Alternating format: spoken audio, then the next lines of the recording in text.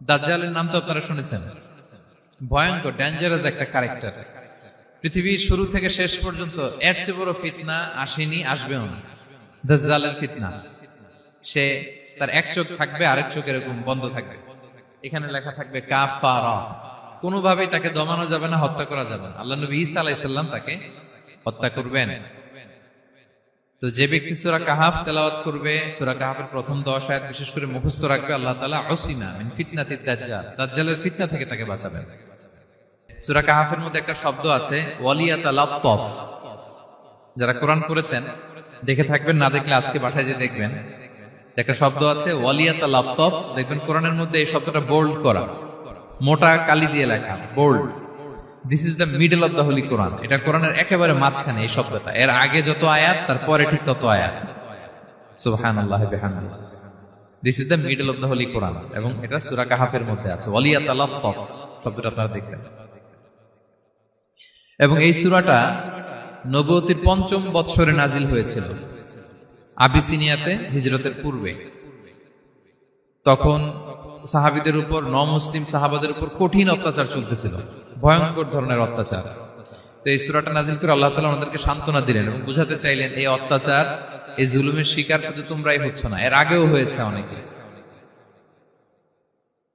7 জন যুবক ছিল রোমান সাম্রাজ্যে, তারা তাদের ঈমান বাঁচানোর জন্য এরকম কষ্টের শিকার হয়েছিল, এবং তারা যে স্বপ্ন দেখেছিল সেই স্বপ্ন আল্লাহ তাআলা বাস্তবায়ন করেছেন। তো এই ঘটনাগুলো শুনিয়ে বেসিক্যালি মক্কার যে নও-মুসলিম সাহাবারা, তাদেরকে আল্লাহ তাআলা সান্ত্বনা দিচ্ছিলেন যে ফ্রাস্ট্রেটেড হওয়ার কিছু নেই। ওয়ালা তাহিনু ওয়ালা তাহজানু ওয়া আনতুমুল আ'লাউনা ইন কুনতুম মুমিনিন।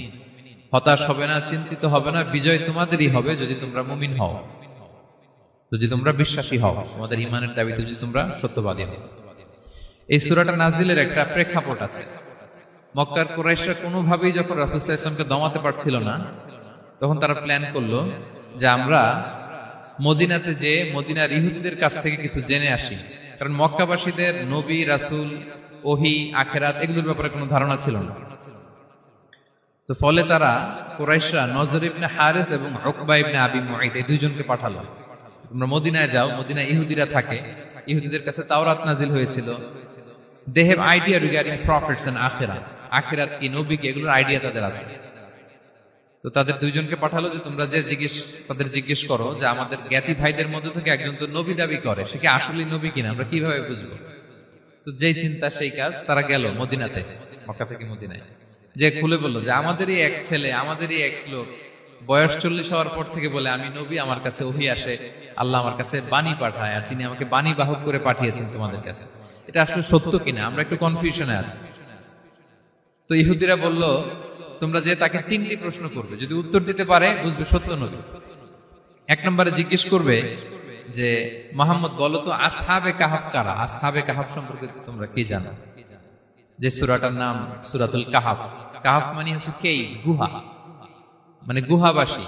7 জন যুবক এই গুহার ভিতরে আশ্রয় নিয়েছিল ঈমান বাঁচানোর জন্য। মুহাম্মদ তুমি যদি সত্য নবী হও, বলো এই ঘটনাটা কি। 2 নম্বরে তাকে জিজ্ঞেস করবে জুলকারনাইন বাদশা সম্পর্কে কি জানে, সে কিছু জানে কিনা। 3 নম্বর তাকে জিজ্ঞেস করবে মা হুয়া রূহ, রূহ কি, যে রূহটা দেহে ঢুকলে মানুষ নড়ে চড়ে, প্রাণবন্ত একটা অ্যানিমেশন থাকে, এটা বের হয়ে গেলে সে ডেড বডি, লাশ হয়ে পড়ে থাকে। What is the origin of রূহ, স্পিরিট। এই 3টা প্রশ্নের উত্তর যদি জানে তাহলে আসলেই সে সত্য নবী। তারা এসে জিজ্ঞেস করলো মুহাম্মদ বলো আসহাবে কাহাফ কারা, বলো জুলকারনাইন কে, বলো রূহ কি। এই 3টা প্রশ্নের উত্তর যদি করতে পারো তাহলে বুঝবে তুমি সত্য নবী।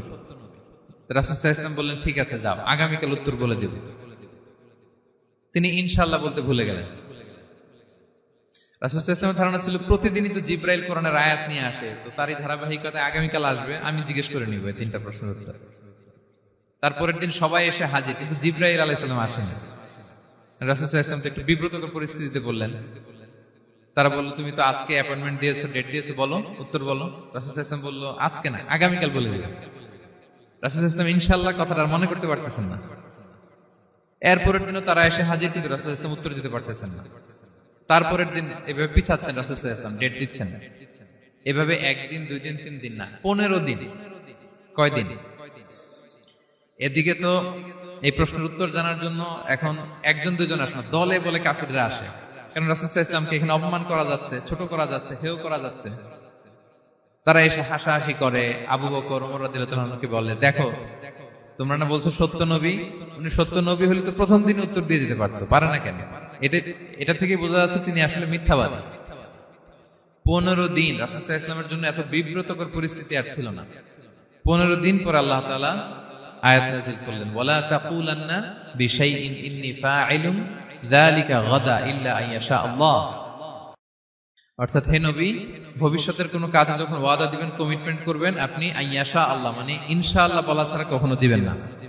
রাসূল সাল্লাল্লাহু আলাইহি ওয়াসাল্লামকে শিক্ষা দেওয়ার মধ্য দিয়ে বেসিক্যালি আল্লাহ তাআলা গোটা মুসলিম উম্মাহকে শিক্ষা দিলেন, আমাদেরকে শিক্ষা দিলেন, যাতে আমরা ভবিষ্যতের কাজে আগে ইনশাআল্লাহ বলি। তো রাসূল সাল্লাল্লাহু আলাইহি ওয়াসাল্লাম লেসনটা পেলেন। এরপর আল্লাহ তাআলা উত্তর জানিয়ে দিলেন, আম হাসিবিতা আন্না আসহাবাল কাহফি ওয়ার রহিমি কানু মিন আয়াতিনা আজাবা। টানা 2 পৃষ্ঠা উত্তর দিলেন আসহাবুল কাহফ কারা। তাওরাত, জাবুর, ইনজিলে কোথাও এত বিস্তারিত উত্তর নাই আসহাবে কাহফের ব্যাপারে। আল্লাহ তাআলা আল কাহফ, সূরাতুল কাহফ নামে গুহাবাসীদের নামে একটা সূরা দিলেন, বিস্তারিত 2 পৃষ্ঠায় বর্ণনা করলেন তারা কারা।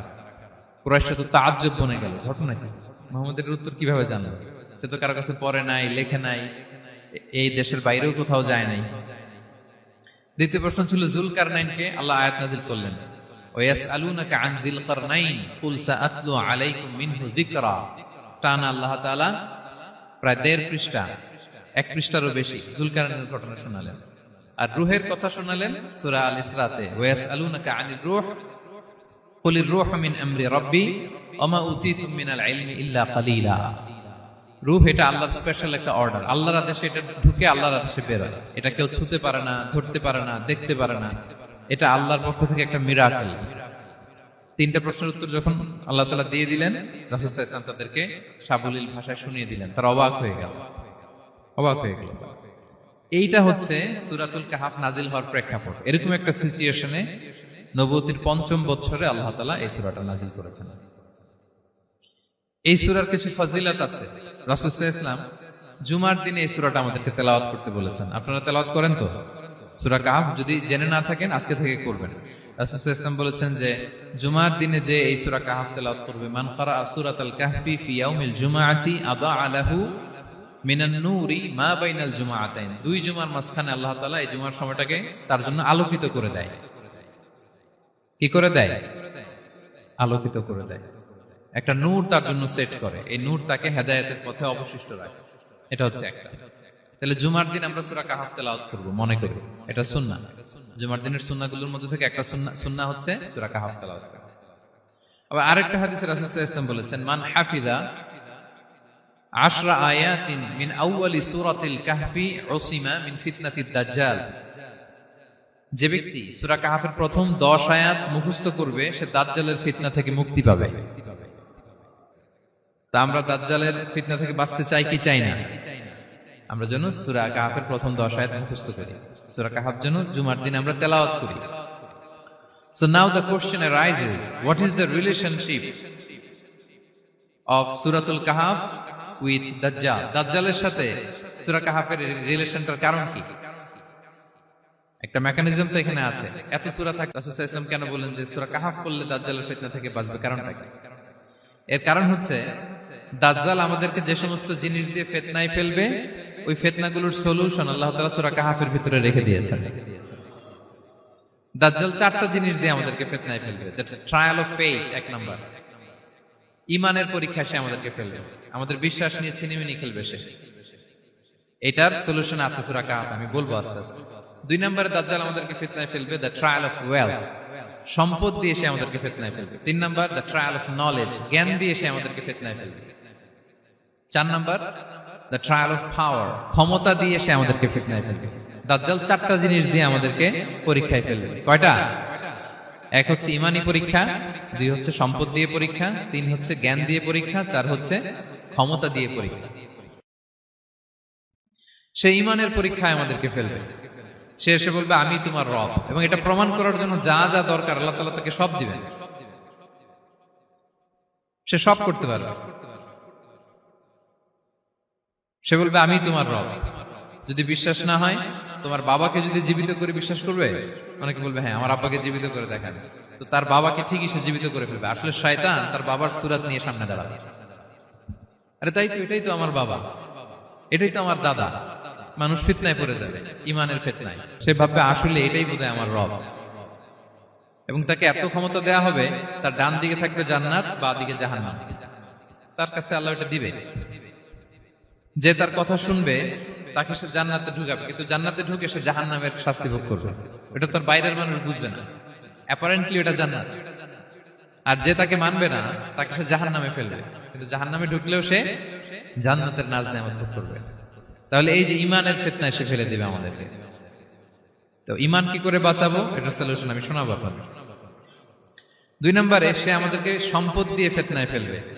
যার যা লাগবে সে তাই দিতে পারবে, যা লাগবে। সে যদি আকাশকে বলে আকাশ বৃষ্টি দাও, যাকে তারা মানবে ওই এলাকায় বৃষ্টি হবে, সুজলা সুফলা শস্য শ্যামলা হবে সে সমস্ত এলাকা, ফল মূলে ভর্তি হবে, বরকত আর বরকত। আর যে এলাকার লোকেরা, জনপদের লোকেরা তাকে মানবে না, সে বলবে ওখানে বৃষ্টি হবে না, হবেও না।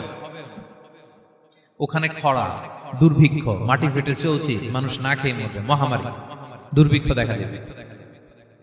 তখন বিশ্ববাসী মনে করবে এটাই বোধহয় আমাদের রব। তার মানে সম্পদ দিয়ে ফিতনায় ফেলে দিবে। 3 নম্বর হচ্ছে নলেজ। তার জ্ঞানের কাছে গোটা বিশ্ব হার মানবে। পূর্বের পরের যত জ্ঞান আছে সব আল্লাহ তাকে দিবে। ইলমুল আউয়ালিন ওয়াল আখিরিন। এমন কোন প্রশ্ন নেই যেটা দিয়ে তাকে আটকানো যায়। যাই জিজ্ঞেস করবেন সব জানতা, সব বলে দেয়। ভবিষ্যৎবাণী বলে দিবে, বলবে আগামীকাল ওইখানে অমুক দেশে বোমা বিস্ফোরণ হবে, হবে ওইখানে, ওখানে দুর্ভিক্ষ হবে, হবে, ভূমিকম্প হবে, হবে। সে যা বলবে তাই হবে। তার জ্ঞানের এই বহর দেখে মানুষ ফিতনায় পড়ে যাবে। 4 নম্বর হচ্ছে দ্য ট্রায়াল অফ পাওয়ার, ক্ষমতা। তার ক্ষমতার সামনে সবকিছু একেবারে ছিন্ন বিচ্ছিন্ন হয়ে যাবে, এত ক্ষমতা হবে তার। সে যেমনটি বলবে তেমনটি করতে হবে। বাতাসের চেয়ে দ্রুত বেগে সে এক দেশ থেকে আরেক দেশে চলে যাবে।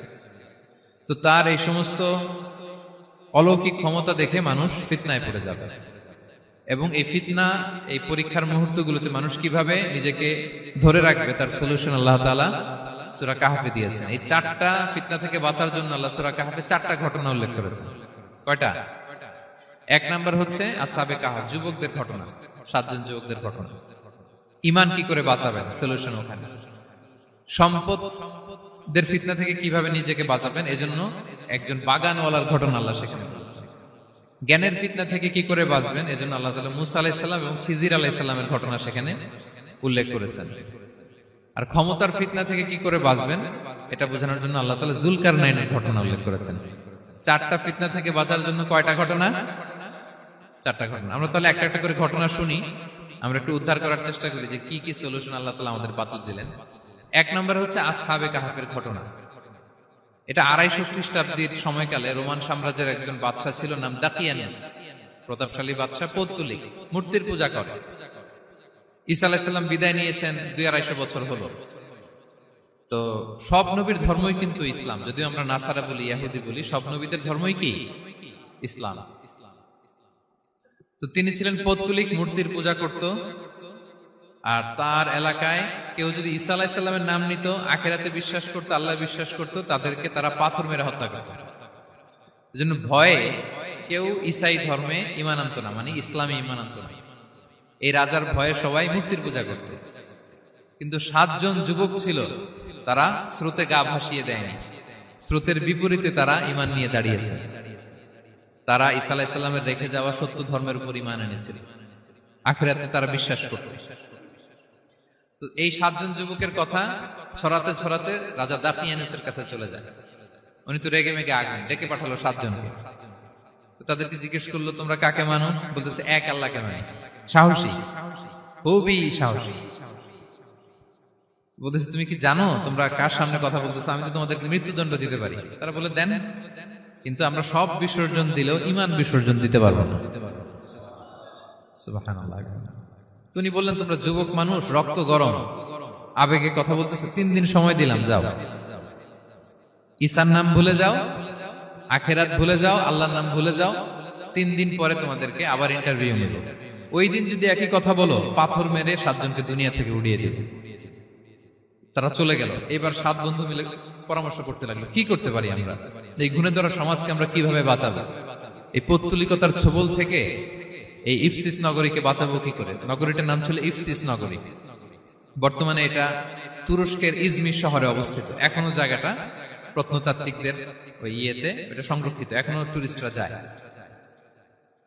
তো তারা বলল, আমরা ঈমান বিসর্জন দিব না, যদি আমরা ওদের কথা মেনে নিই আমরা তো মুশরিক হয়ে গেলাম, চলো আমরা এক কাজ করি, আমরা এলাকা ছেড়ে দিই। এই 7 যুবক আল্লাহর উপর ভরসা করে তারা বাড়ি ঘর আত্মীয় স্বজন সব ছেড়ে দিয়ে, লোকালয় ছেড়ে দূরে একটা পাহাড়ের ভেতরে আশ্রয় নিল। পাহাড়ের ভেতরে একটা গুহা ছিল, এই গুহা কি আরবিতে বলে আল কাহাফ। কি বলে? এই সূরার নাম কি? সূরাতুল কাহাফ। তো তাদের সাথে সাথে একটা কুকুরও যাচ্ছিল। তারা বারবার তাড়িয়ে দেওয়ার চেষ্টা করতেছিল কুকুরটাকে, যাতে না যায়, কিন্তু কুকুর শুধু কান্না করে তাদের সাথে যাওয়ার জন্য ঘেউ ঘেউ করতেছিল। এই কুকুরটাকেও সাথে নিল। ভালো মানুষদের সাথে থাকলে কি হয় দেখেন, এই কুকুরের কথা, যেহেতু 7 জন ইমানদারের সাথে একটা কুকুর ছিল, এই কুকুরের কথা আল্লাহ সূরাতুল কাহাফে উল্লেখ করে দিয়েছেন। ওয়া কালবুহুম বাসিতুন যিরাআইহি বিল ওয়াসিল। তো তারা ভিতরে গেল, যে প্রচন্ড ক্লান্ত, তারা ঘুমিয়ে পড়ল। কি করলো? এই এক ঘুমে আল্লাহ 309 বছর কাটাই দিলেন। কয়শো 9 বছর? 9 বছর ঘুম, সব ঘুম, প্রচন্ড ঘুম, ঘুম যেন আর কাটে না। 309 বছর পরে এরা জাগলো। এখন খুব ক্ষুধা, ঘুমে আর মোর ভাঙতেছে। আর একজন জিজ্ঞেস করতেছে, কি লম্বা সময় ঘুম দিলাম বোধহয় আমরা? একজন বলতেছে, হ্যাঁ মনে সারাদিনই ঘুমাইছি আমরা। আরেকজন বলতেছে, না না সারাদিন না, দিনের কিছু অংশ হয়তো ঘুমাইছি। আসলে কয় বছর ঘুমাইছে? 309 বছর। তো এদিকে সভ্যতার তো চেঞ্জ। এখানে ওই দাকিয়ানুস মরে, এর ছেলে মরে, এর নাতি মরে, পুতি মরে, এখন 6ষ্ঠ নম্বর রাজা আসছে। প্রজন্মের পর প্রজন্ম তো শেষ। 309 বছর কমপক্ষে 4-5টা জেনারেশন চেঞ্জ হবে। তো জেনারেশন চেঞ্জ হয়ে, এলাকা চেঞ্জ হয়ে, তারা যে স্বপ্ন দেখেছিল এই ইফসিস নগরীতে কালিমার পতাকা উঠবে, তাদের স্বপ্ন আল্লাহ বাস্তবায়ন করেছেন।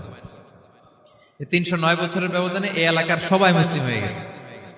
আল্লাহ চাইছিলেন ওদেরকে দেখাবে এটা, যে স্বপ্নটা যে বাস্তবায়ন হয়েছে এটা দেখাবে।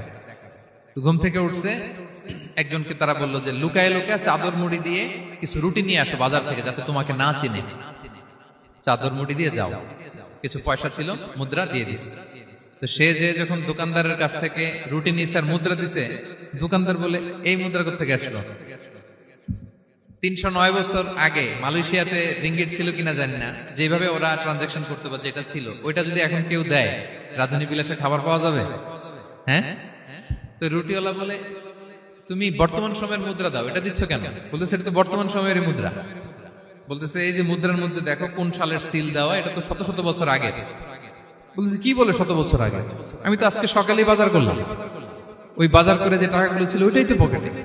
বলতেছে, বলে কি? নিশ্চয়ই তুমি গুপ্তধনের সন্ধান পেয়েছো, হিডেন ট্রেজার। বলো, মানে তার সাথে এদের কথাবার্তা কিছু মিলতেছে না।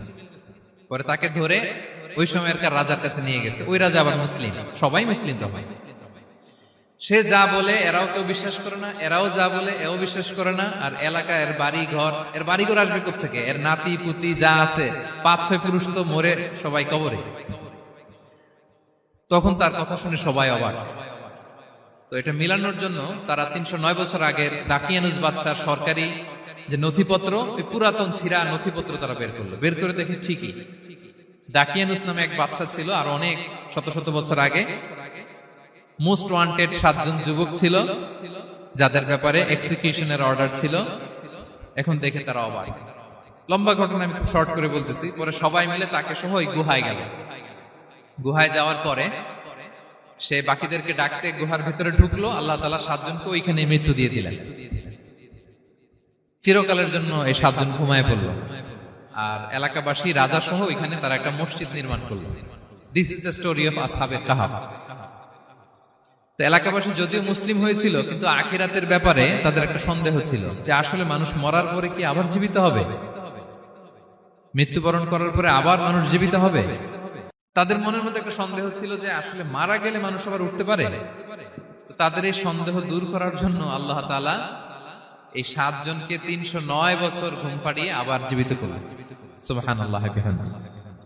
তাহলে ঈমান কিভাবে বাঁচাতে হয় এটার প্রেরণা আমরা এই 7 যুবকের কাছ থেকে পাই। এখানে যেটা আমরা শিখি প্রিয় ভাইরা, 1 নম্বর লেসন হচ্ছে আমাদের গুড কোম্পানি লাগবে, রাইটাস পিপল, মানে আমাদের সার্কেলটা ভালো হইতে হবে।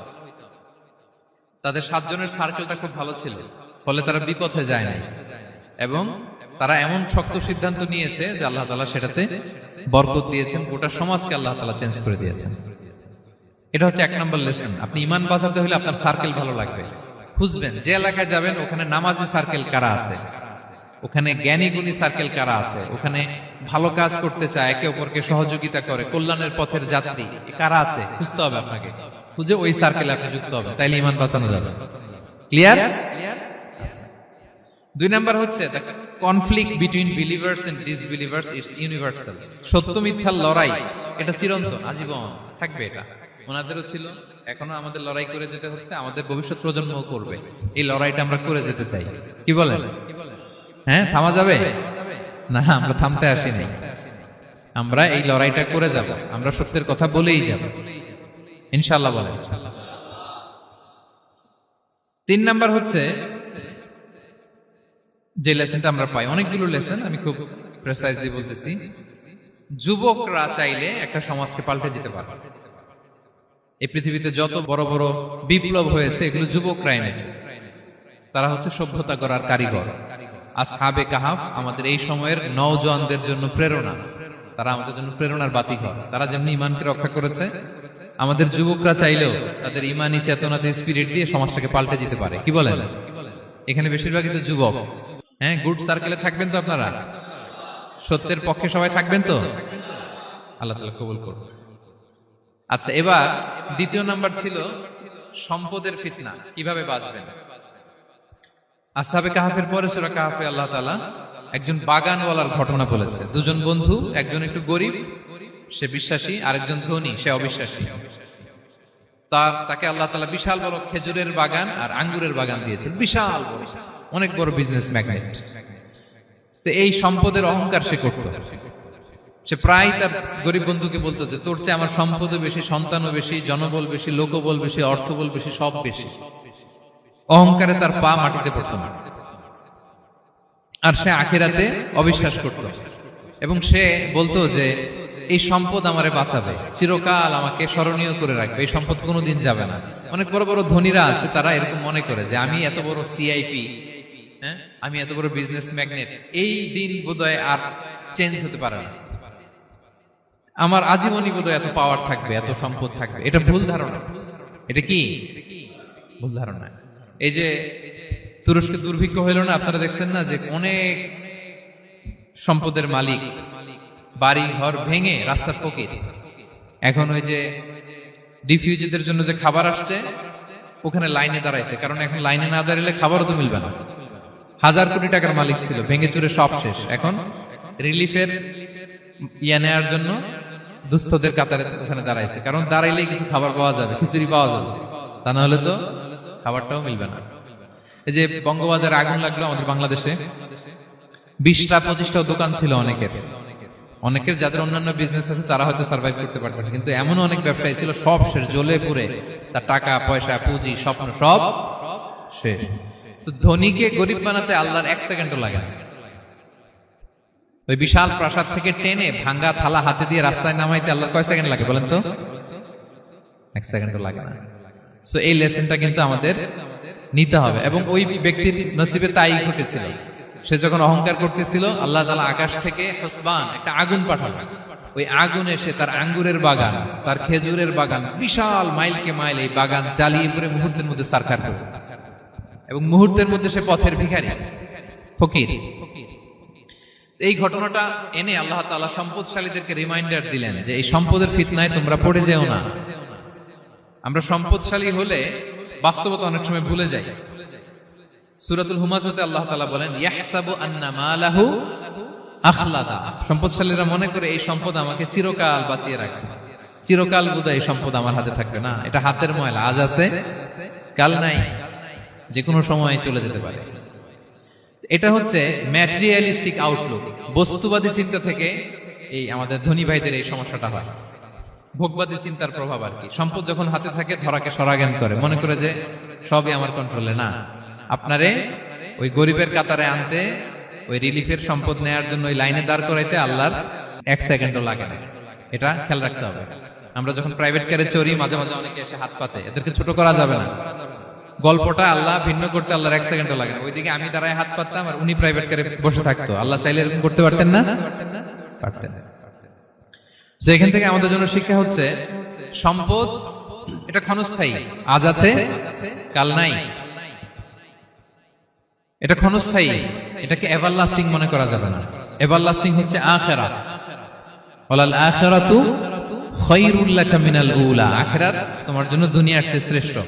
এবং আল্লাহ তাআলা দৃষ্টান্ত একটা দিয়েছেন যে দুনিয়ার জীবনটা হচ্ছে কামা, ওই পানির মতো যেটা আনজালনাহু মিনাস সামা, আকাশ থেকে নাজিল করেছি।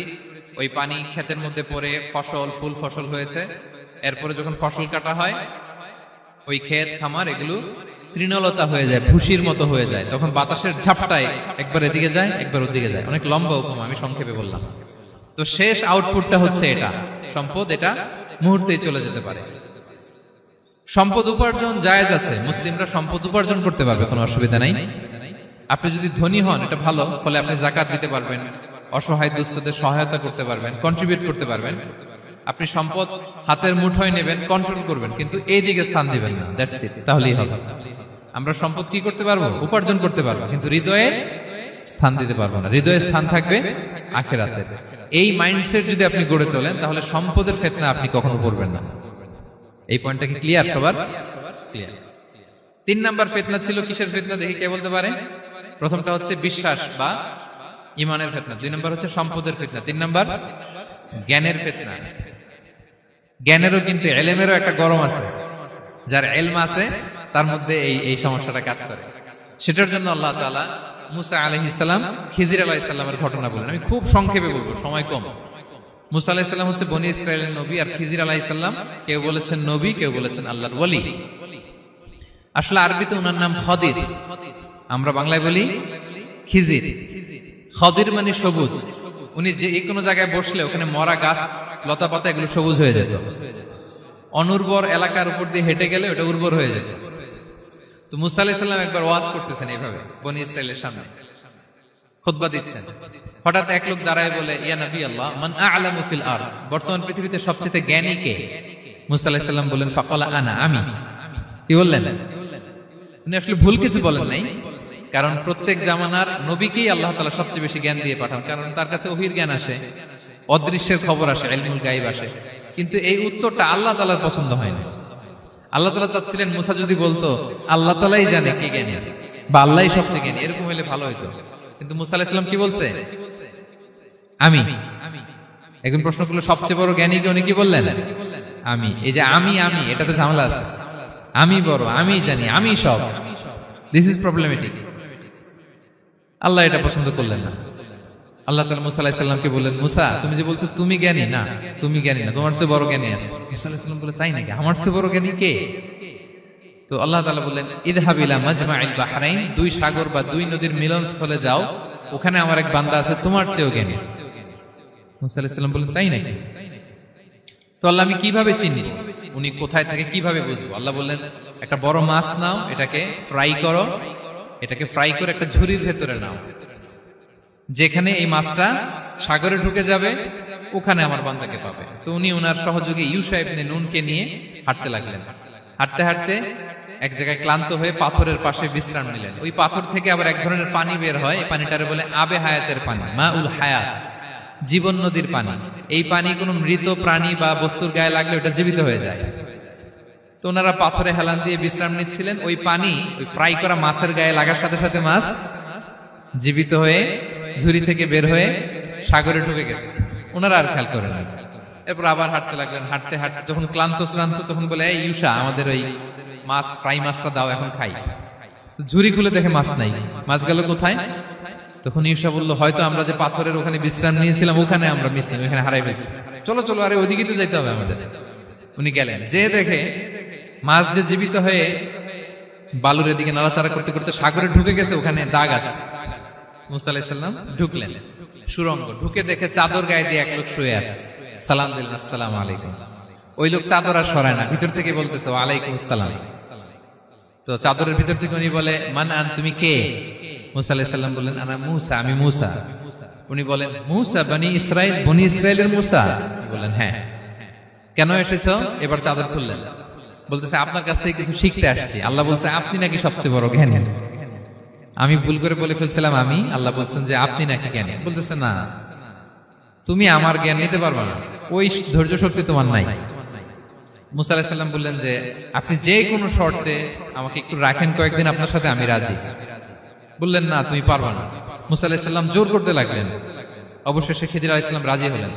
বললেন শর্ত হচ্ছে আমি যাই করি আর না করি আমাকে কোনো প্রশ্ন করা যাবে না। মুসা আলাইহিস সালাম বললেন ওকে। সফর শুরু হলো। সামনে নদী, এক লোক তাদের নৌকা দিয়ে নদী পার করায় দিল। নদী পারাপারের পর খিজির আলাইহিস সালাম লাঠি দিয়ে নৌকার তলাটা ছিদ্র করে দিলেন। মুসা আলাইহিস সালাম বললেন ইন্না লিল্লাহি, এটা আপনি কি করলেন? ওরা আমাদেরকে নদী পার করে দিল, আর যে ভাড়াটা আসছিল এটাও নিল না, আমাদেরকে সম্মান দেখালো, আপনি নৌকা ছিদ্র করে দিলেন। খিজির আলাইহিস সালাম বলছে এই যে আমি বলছিলাম না তুমি ধৈর্য ধারণ করতে পারবে না, যাও তোমার রাস্তায় তুমি, আমার রাস্তায় আমি। মুসা আলাইহিস সালাম আবার ক্ষমা চাচ্ছেন যে আপনি আমার ক্ষমা করেন, আমি তো ভুলে গেছি, আর প্রশ্ন করবেন না। চলতে লাগলেন। হঠাৎ বাচ্চারা খেলতেছে, এক বাচ্চাকে ধরে হত্যা করলেন খিজির আলাইহিস সালাম। এবার তো মুসা আলাইহিস সালাম রেগে গেছে, আপনি করলেনটা কি? নিষ্পাপ ফুলের মতো শিশুকে হত্যা করলেন। খিজির আলাইহিস সালাম বলে এই যে আমি জানতাম যে তুমি ধৈর্য ধারণ করতে পারবে না, তোমার রাস্তা এক, আমার রাস্তা এক, যাও। এবার মুসা আলাইহিস সালাম করজোর করতেছে যে this is the last chance, একটা ফাইনাল চান্স দেন, একটা সুযোগ দেন, আর আমি প্রশ্ন করবো, এটাই লাস্ট। বলেন ওকে ঠিক আছে। হাঁটতে হাঁটতে এক ইহুদি বসতির সামনে যে হাজির, দুজনই খুব ক্ষুধার্ত, খাবার চাইলো, এরা আবার কৃপণ, খাবার দিল না। তো খিজির আলাইহিস সালাম বললেন ঠিক আছে, খাবার যেটা দিচ্ছেন আমরা চলে যাই। যাওয়ার পথে দেখতেছে এই এলাকার একটা দেয়াল ভেঙে পড়ে যাবে। তিনি বললেন মুসা চলো এটা ঠিক করে দেই। দুইজন মিলে প্রচন্ড ক্ষুধায় এটা সেটা এনে দেয়ালটা তৈরি করতেছে। মুসা আলাইহিস সালাম তো এমনি রাগী, পেটে আবার ক্ষুধা, আবার বলছে কিছু বলাও যাবে না। তিনি এবার আর প্রশ্ন করেন, বলতেছে ওরা এত কিপটামি করলো আর আপনি এটা করে দিলেন, আপনি তো চাইলে এটা টাকা নিতে পারতেন, পারিশ্রমিক নিতে পারতেন চাইলে। এই কথা বলার পর খিজির আলাইহিস সালাম বললেন হাযা ফিরাকু বাইনি ওয়া বাইনি, এখানেই তোমার আর আমার সেপারেশন, আর সামনে আগানো যাবে না, তোমার কোনো ধৈর্যই নেই। তো এতটুকু তোমাকে আমি বলি যে আমি একটাও আল্লাহর আদেশ ছাড়া করি নাই, আল্লাহর আদেশে আমি করেছি। কি? এক নম্বর হচ্ছে ওই যে আমাদের ভাড়া নিতে চাইলো না, আমাদেরকে পার করে দিল, নৌকাটা ছিদ্র করেছি কারণ এই এলাকায় একজন জালিম বাদশাহ আছে, সে নৌকা পেলেই গরিব মাঝিদের নৌকা সিজ করে নিয়ে যায়। তো এটাকে যখন তলায় ছিদ্র করে দিছি, রাজার লোকেরা এসে দেখবে যে এটা তলা ছিদ্র, পানি ঢুকতেছে, এটা নিবে না, ওরা পরে সামহাও এটা রিপেয়ার করে চালাইতে পারবে। মুসা আলাইহিস সালাম বলে সুবহানাল্লাহ, তাই তো, এটা তো আমি বুঝতে পারি নাই। আর ওই ছোট শিশুটাকে হত্যা করছি, ও অনেক বড় জালিম হবে এলাকা, তার ফিতনায় এলাকাবাসী তটস্থ থাকবে, সে তার মা বাবাকেও জাহান্নামে নেবে। এজন্য আল্লাহ তাআলা আদেশ দিয়েছেন আমাকে, আল্লাহর আদেশে আমি তাকে হত্যা করেছি। মুসা আলাইহিস সালাম বললেন তাই তো, এটা তো অনেক ভালো কাজ করছেন। তাইলে তো বলতেছে তাহলে ওইটা বলেন, খাবারও দিল না, এত কৃপণ, এদের দেয়াল কেন ঠিক করতে গেলেন আপনি? তখন তিনি বললেন যে আসলে এটা একটা ইয়াতিমদের ঘর ছিল, দুইটা ইয়াতিম শিশু, তাদের বাবা মা খুব ভালো ছিল, আর এই দেয়ালের নিচে আছে গুপ্তধন, এই দেয়ালটা পড়ে যাবে, এই গুপ্তধন তারা ছোট মানুষ নিতে পারবে না, এলাকাবাসী তাদেরকে বঞ্চিত করে নিয়ে যাবে। আমি দেয়াল গড়ে দিলাম যাতে করে তারা যখন প্রাপ্তবয়স্ক হয় নিজেদের সম্পদ নিজেরা বুঝে নিতে পারে।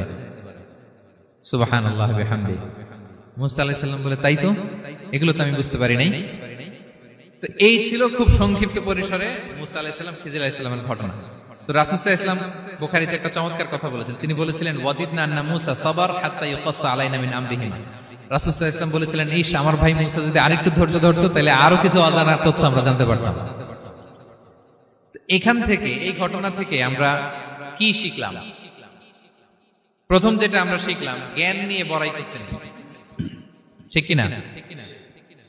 জানার কোনো শেষ নেই, জাননেওয়ালার উপরও জাননেওয়ালা আছে, জ্ঞানীর উপরও জ্ঞানী আছে। আপনি কিছু জেনেই মনে করবেন না আমি সব জানি, আপনার চাইতেও বেশি জ্ঞানী অনেকে আছে। অনেক সময় বক্তার চাইতেও শ্রোতারা অনেক জ্ঞানী। হয়তো এখানে এমন অনেক জ্ঞানী লোক আছে যার ধারে কাছেও আমরা কেউ নেই, হতে পারে। সো আমি সব জানি, এটা ভুল, এটা শয়তান বলে। এটা কে বলে? শয়তান বলে। আবু নাওয়াস একটা কবিতা লিখেছেন, ওয়াকুল লিমান ইয়াদঈ ফিল ইলমি ফালসাফাতান হাবাসতা শাইআন ওয়া গাবাত আনকা আশিয়াউ। কেউ যদি বলে আমি সব জানি, তুমি তাকে বৃদ্ধাঙ্গুলি দেখিয়ে বলো আপনি কিছুই জানেন না, আপনি অল্প কিছু জেনেছেন, জানার এখনো অনেক বাকি। তাহলে মুসা আলাইহিস সালামের এই ঘটনা জিজ্ঞেস করা হলো কে জ্ঞানী, উনি বললেন আমি জ্ঞানী। এরকম কি আমরা কখনো বলবো না? সবচাইতে বড় জ্ঞানী কে? ওয়া ফাওকা কুল্লি যী ইলমিন আলিম, সবচাইতে বড় জ্ঞানী আল্লাহ তাআলা। সো জ্ঞান নিয়ে আমরা অহংকার করব না। 2 নম্বর যে শিক্ষাটা আমরা পাই, ওই যে নৌকা দিয়ে পারাপার হচ্ছিল, তখন একটা চড়ুই পাখি এসে সাগরের মধ্যে মুখ দিয়েছিল। তো খিজির আলাইহিস সালাম বললেন, মুসা তুমি কি চড়ুই পাখিটা দেখতে পাচ্ছ? হ্যাঁ দেখতে পাচ্ছি। চড়ুই পাখিটা যে সাগরে মুখ দিয়ে দেখতে পাচ্ছ? হ্যাঁ দেখতে পাচ্ছি। তখন খিজির আলাইহিস সালাম বললেন, চড়ুই পাখিটা সাগরে মুখ দিয়ে পানি খাওয়ার পরে চড়ুই পাখির ঠোঁটে বা চঞ্চুতে যতটুকু পানি লেগে আছে, এই পানিটা হচ্ছে তোমার আমার এবং মহাবিশ্বের আমাদের সকলের জ্ঞান। আর এই মহাসাগরের সকল পানি হচ্ছে আল্লাহ তাআলার জ্ঞান। আল্লাহ তাআলা বলেছেন, ওমা উতিতুম মিনাল ইলমি ইল্লা কালিলা, আমি তোমাদেরকে একেবারে অল্প জ্ঞান দিয়েছি, একেবারে অল্প। এই রহস্যে ঘেরা এই মহাবিশ্বের অনেক কিছু আমাদের অজানা। প্রিয় ভাইরা, আমরা অনেক কিছু জানি না, আমাদের এই লিমিটেড নলেজ এগুলো ধরে না, তারপর আমরা জ্ঞানের বড়াই করি। আপনারা উপমাটা বুঝতে পারছেন? একটা নৌকা থেকে চড়ুই পাখি ঠোঁট দিয়ে পানি খাচ্ছে, পানি খাওয়ার পরে স্বভাবতই চড়ুই পাখির ঠোঁটে একটু পানি তো লাগবে। খিজির বললেন যে এই পানিটা হচ্ছে তোমার আমার পৃথিবীর সবার জ্ঞান, আর এই সাগরের বাকি পানিগুলো কার জ্ঞান? এবার বুঝতে পারছেন আল্লাহ তাআলার জ্ঞানের পরিধি। আমরা জ্ঞান নিয়ে যেন কখনো কি না করি, বড়াই না করি। জ্ঞান 2 ধরনের, একটা বাহ্যিক জ্ঞান, একটা অন্তর্নিহিত জ্ঞান। External knowledge, internal knowledge. আমরা যখন কোরআন হাদিস পড়ি আমাদের বাহ্যিক জ্ঞান অর্জন হয়। কোরআন হাদিস পড়লেই আপনি জ্ঞানী হয়ে যান। এটা কোরআন হাদিস পড়তে হয়, এটা ডাইজেস্ট করতে হয়, এটার উপর আমল করতে হয়। এই জ্ঞান অর্জন শেষে এরপরে আল্লাহর প্রিয় বান্দাদেরকে আল্লাহ অন্তরে ইলমের নূর দেন, ইলহাম দেন। That is the knowledge, that is the pure knowledge. আপনি হাফেজে কোরআন হয়ে ভাবেন না আপনি সব জানেন, আপনি বুখারী মুখস্থ করে ভাবেন না সব জানেন। এই সব জ্ঞান অর্জন করার পরে ইলমের নূর হাসিল হয়, সেটা আল্লাহ সবারে দেয় না। সো এই অন্তর্নিহিত জ্ঞান, দূরদৃষ্টি, farsightedness, that is the pure knowledge. এটার জন্য বছরের পর বছর, যুগের পর যুগ সাধনা করতে হয়। সেটার জন্য এই জ্ঞান অর্জনের জন্য 3টা জিনিস করতে হয় ইলমের নূর অর্জনের জন্য। কয়টা? 1 হচ্ছে বিনয়, 2 হচ্ছে সফর, 3 হচ্ছে সবর। আবার বলি, 1 হচ্ছে বিনয়, 2 হচ্ছে সফর, 3 হচ্ছে সবর। আল্লাহ তাআলা আল্লাহর নবীকে তাওরাত দেওয়ার পরেও আরো ট্রেনিং সেশন করাইছেন খিজির আলাইহিস সালামের কাছে। যাও ওনার কাছে গেলে তুমি ছোট হবা, নত হবা। জ্ঞান যদি আমি নিতে চাই আমাকে ছোট হইতে হবে। ধরেন একটা গ্লাস থেকে একটা খালি গ্লাসে পানি ঢালবো, তো যেটাতে নেওয়া হবে এটা উপরে থাকলে হবে? যেই গ্লাসটার মধ্যে পানি আছে এটা উপরে থাকবে, ওইটা ব্ল্যাঙ্ক গ্লাসের মধ্যে পড়বে। আপনি নলেজ ইলম নিতে চাইলে আপনাকে নিচে থাকতে হবে, উনি উপরে থাকবে। আপনার শায়েখ আপনাকে দিবে, আপনার উস্তাদ আপনাকে দিবে, আপনার মুর্শিদ আপনাকে দিবে। বুঝতে পেরেছেন? তাহলে আমাদেরকে হাম্বলনেস লাগবে। শিখতে হইলে হাম্বল হইতে হয়, বিনয়ী হইতে হয়। আচ্ছা, 2 নাম্বার সফর করতে হয়। এটা আল্লাহ মুসা আলাইহিস সালামকে দিয়ে করাইছেন, যাও পিছে পিছে উস্তাদের পিছে পিছে ঘুরো। তো এজন্য সফর করতে হয়। এখন ঘরে বসে অনেক কিছু জানা গেল, উস্তাদের সান্নিধ্য লাগে, সফর করতে হয়। আমাদের ক্লাসিক আলেমরা হাদিস কালেকশনের জন্য শহরকে শহর সফর করতেন। এখনো আমাদের আলেমরা দেওবন্দে যায়, মিশরে যায়, মদিনায় যায়। এখানকার মালয়েশিয়ান স্টুডেন্টরাও দেশে বিদেশে যে নলেজ অর্জন করে। সফর আপনাকে লাগবে। তাহলে বিনয়, সফর, 3 নম্বরে কি? সবর। ধৈর্যশীল হইতে হবে। দেখেন মুসা আলাইহিস সালাম বারবার প্রশ্ন করে ফেলতেছেন, বারবার ওয়াদা ভঙ্গ করতেছেন। এরকম করলে হবে না, ধৈর্য লাগবে। ধৈর্যের বলে বলিয়ান হলে তখনই আপনার মধ্যে ইলম আসবে। তাহলে জ্ঞানের ফিতনায় পড়ার আর আমাদের কোনো সম্ভাবনা আছে? আমরা বিনয়ী হব, আমরা জ্ঞান আল্লাহর দিকে ফিরাই দেব। আমরা বলবো উনি সবচেয়ে ভালো জানেন। পারা যাবে তো ইনশাআল্লাহ? আচ্ছা, আমি একেবারে শেষ পর্যায়ে চলে আসছি, 2 মিনিটের মধ্যে শেষ করে দিচ্ছি। 3 নাম্বার ছিল কিসের ফিতনা? 4 নাম্বার ক্ষমতার ফিতনা। এই ফিতনা থেকে বাঁচার জন্য সর্বশেষ আল্লাহ তাআলা যুলকারনাইনের ঘটনা বলেছেন। অনেক বড় বাদশা ছিলেন, পৃথিবীতে 4 জন বাদশা গোটা বিশ্ব শাসন করেছেন। 2 জন কাফির, 2 জন মুমিন। কাফির একজন হচ্ছে নমরুদ, যিনি ইব্রাহিম আলাইহিস সালামকে আগুনে ফেলেছিলেন। আরেকজন হচ্ছে বখতে নাসার, যাকে ইংরেজিতে বলে নেবুচারনেজার দ্য সেকেন্ড, দ্বিতীয় নেবুচারনেজার। তারা কোনো নির্দিষ্ট এরিয়ার বাউন্ডারির বাদশা না, গোটা বিশ্বের বাদশা ছিলেন। এই 2 জন কাফির। আর 2 জন বাদশা ছিলেন গোটা বিশ্বকে শাসন করেছেন, তারা ছিলেন মুমিন। একজন হচ্ছে সুলাইমান আলাইহিস সালাম, আল্লাহর নবী। আরেকজন হচ্ছে যুলকারনাইন, গোটা বিশ্ব শাসন করেছেন, প্রাচ্য থেকে পাশ্চাত্য সব জায়গায় তিনি গিয়েছেন, ইসলামের বাণী প্রচার করেছেন, জালিমদেরকে শায়েস্তা করেছেন। তো এরকম দিক বিদিক তিনি জয় করতেছিলেন। অনেকে জুলকারনাইনকে আলেকজান্ডার দ্য গ্রেটের সাথে গুলিয়ে ফেলে না। ম্যাসিডোনিয়াতে যে আলেকজান্ডার দ্য গ্রেট ছিল, উনি আর জুলকারনাইন এক নন। জুলকারনাইন হচ্ছে আল্লাহ তাআলার প্রিয় একজন বান্দা, অনেক বড় সাহসী বীর পুরুষ ছিলেন, গোটা বিশ্বে ইসলাম প্রচার করেছেন।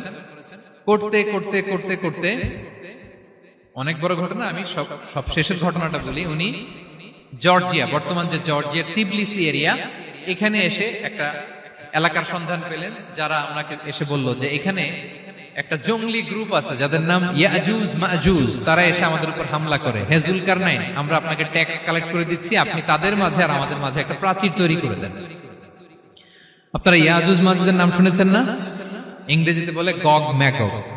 নূহ আলাইহিস সালামের 4 সন্তান ছিল, হাম, সাম, ইয়াফাস, কানাআন। এই ইয়াফাসের বংশধর হচ্ছে ইয়াজুজ মাজুজ, জঙ্গলি, হাজার হাজার শুধু বংশ বিস্তার করে। তারা এসে লোকালয়ে মানুষের উপর আক্রমণ করে, তাদের গবাদি পশু এগুলো ছিনিয়ে নেয়, ফলমূল খেয়ে ফেলে।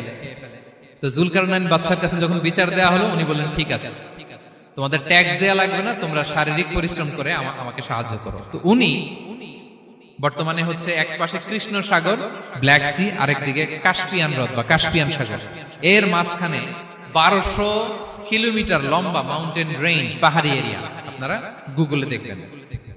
এইখানে 2 পাহাড়ের মাঝখানে ফাঁকা জায়গায় তিনি বড় বড় লোহার পাত প্রথিত করলেন, গেড়ে দিলেন। এরপরে তামা, সীসা গালিয়ে বিশাল একটা ওয়াল তৈরি করলেন। এটা জুলকারনাইন উনার বানানো ওয়াল বা ড্যাম, প্রাচীর। এখন আর ইয়াজুজ মাজুজ আসতে পারে না, ওরা আর আসতে পারে না। ওরা প্রতিদিন এটা ভাঙার চেষ্টা করে, কিন্তু ভাঙতে ভাঙতে আরেকটু ভাঙলেই ভেঙে যাবে। ওরা বলে আগামীকাল ভেঙে ফেলবে, ইনশাল্লাহ বলতে ভুলে যায়। এজন্য এরপরের দিন এসে দেখে আবার এটা আগের মতো হয়ে আসছে। কিয়ামতের আগ দিয়ে ওদের মধ্যে এই ইনশাআল্লাহর প্রেরণা আসবে। তাদের একজন বলে উঠবে, আগামীকাল ইনশাআল্লাহ আমরা এটা ভেঙে খান খান করে দেব, ঠিকই ভেঙে ফেলবে। তখন তারা ভেঙে চুরে কুটি কুটি ইয়াজুজ মাজুজের দল এসে হামলে পড়বে। সামনে পড়বে তাবারিয়া সাগর, একদল এসে তাবারিয়া সাগর এমন ভাবে খাবে, এই দল যাওয়ার পরে আরেক দল এসে এখানে যে সাগরে যে পানি ছিল এটা কল্পনাই করতে পারবে না। তারা পৃথিবীতে ফিতনা ফাসাদ করবে। ঈসা আলাইহিস সালাম তখন আসবেন, দোয়া করবে আল্লাহ তাআলার কাছে মুমিনরা, একটা মহামারী দিবে আল্লাহ তাআলা ইয়াজুজ মাজুজের মধ্যে, ওরা মরে যাবে সব। এরপর বিশাল এক পাখি এসে তাদেরকে আল্লাহর মর্জি মাফিক এমন এক জায়গায় ফেলে আসবে, কেউ জানবে না। তো তারা যে পচে গলে মাটির সাথে মিশেছিল, এই গলিত লাশ থেকে মাটি খুব উর্বর হয়ে যাবে। এরপর আল্লাহ তাআলা পৃথিবীর মধ্যে বারাকা দিবেন, কিছু রোপণ করলে তাড়াতাড়ি ফুলে ফেপে বড় বড় ফলমূল হচ্ছে। তো এটা কিয়ামতের আলামতের অন্য কোনো আলোচনায় হয়তো আমরা বলবো। তো জুলকারনাইন তিনি বিশাল এখানে প্রাচীর তৈরি করে দিয়েছিলেন, এবং প্রাচীর তৈরি করে দিয়ে তাদেরকে বলেছিলেন যে যতদিন আল্লাহ তাআলা চাইবেন এটা থাকবে, এবং যেদিন আল্লাহ তাআলার আদেশ আসবে এটা ভেঙে খান খান হয়ে যাবে। তার মানে দেখেন, এত পাওয়ারফুল, এত শক্তিশালী, এত ক্ষমতাধর হওয়ার পরেও তিনি তার ক্ষমতাকে কার দিকে ফিরিয়ে দিয়েছেন? যে আল্লাহ যতদিন চাইবে এই প্রাচীর টিকে থাকবে, যেদিনই আল্লাহ তাআলার আদেশ আসবে এই প্রাচীর ভেঙে খান খান হয়ে যাবে। সো আমরা ক্ষমতার দেখা পেলে, চেয়ার একটা পেলে, আমরা যেন জালিম হয়ে না উঠি, এটা হচ্ছে এখান থেকে শিক্ষা। আমরা যেন জুলুম না করি।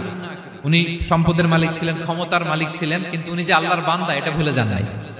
আমরা যখন ক্ষমতাশীল হই, আমরা যখন প্রধানমন্ত্রী হই, আমরা যখন প্রেসিডেন্ট হই, আমরা যখন পাওয়ারফুল হই, আমাদের সবচেয়ে বড় পরিচয় যে আমরা আব্দুল্লাহ, আল্লাহর গোলাম, এটা আমরা ভুলে যাই।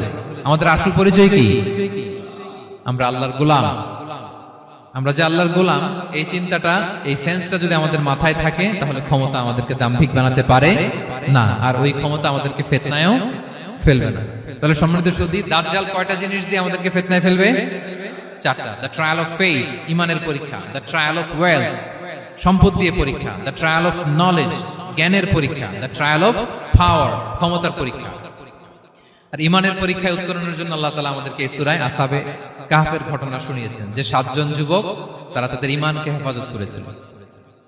সম্পদের ফিতনা থেকে বাঁচানোর জন্য আল্লাহ তাআলা আমাদেরকে এক বাগানওয়ালার কাহিনী জানিয়েছেন, যে সম্পদ পেয়ে তোমরা দাম্ভিক হয়ে যাও না, এটা আজ আছে কাল থাকবে না। জ্ঞানের পরীক্ষা থেকে আমাদের মুক্তির জন্য আল্লাহ তাআলা অনেক বড় করে আল্লাহ নবী মুসা আলাইহিস সালাম এবং খিজির আলাইহিস সালামের ঘটনা শুনিয়েছেন, আমাদের বুঝিয়েছেন যে আমাদেরকে বিনয়ী হতে হবে, জ্ঞানের জন্য সফর করতে হবে এবং সবর করতে হবে।